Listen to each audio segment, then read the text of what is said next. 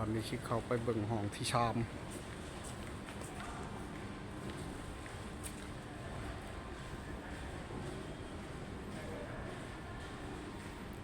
ห้องนี่ให้ไปดึกห้อง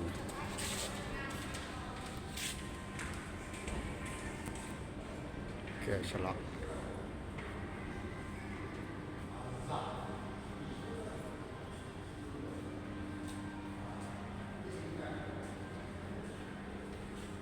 ระดับเลยอันนี้ไม่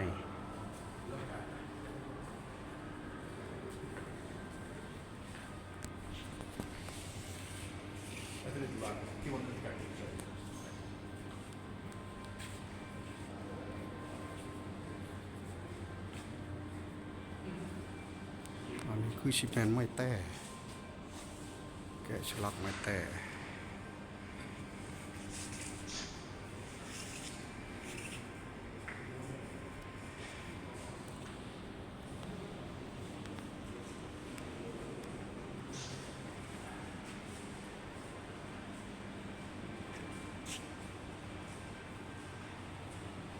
มีโอลายที่ชุดหนักบกคู่แล้วแกะสลัก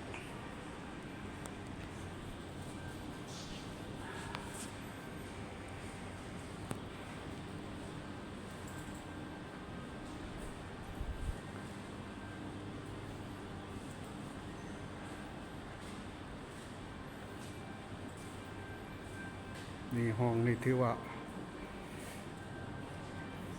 ก็ใช้แอร์เหมือนห้องนี่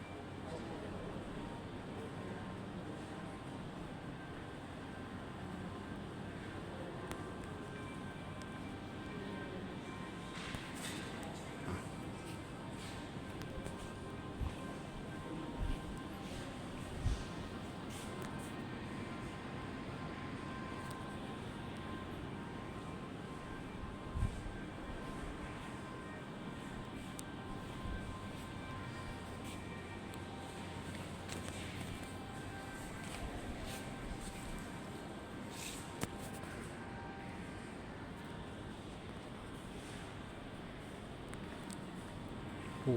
เจ้าแม่คนอินชุดไหนเนาะ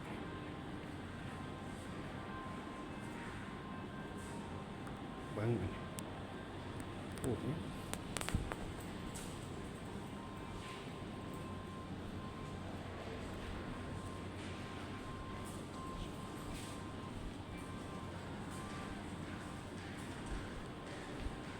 มีแต่พันไม้ส่วนลาย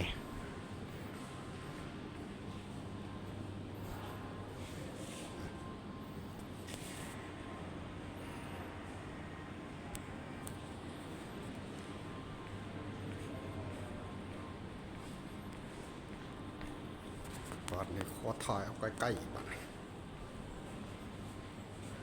โอ้บาดนี้ให้ลึก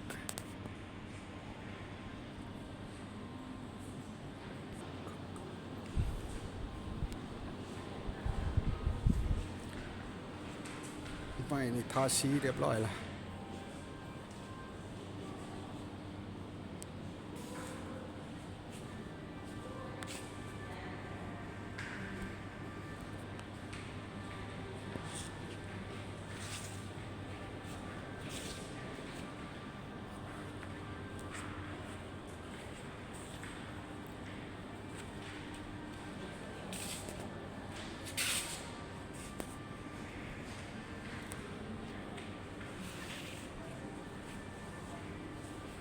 อันนี้ก็ปูดไหม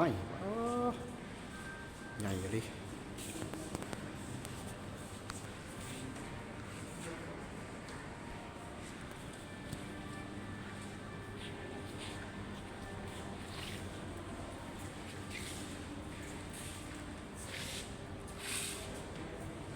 คนเขามาชมนี่ลึกเขาออกมัดมือ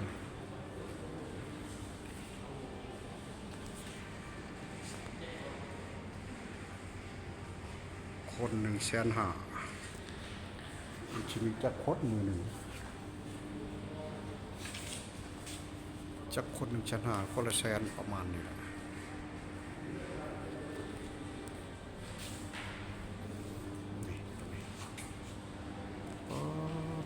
แกะสลักดุอลีแกะนี่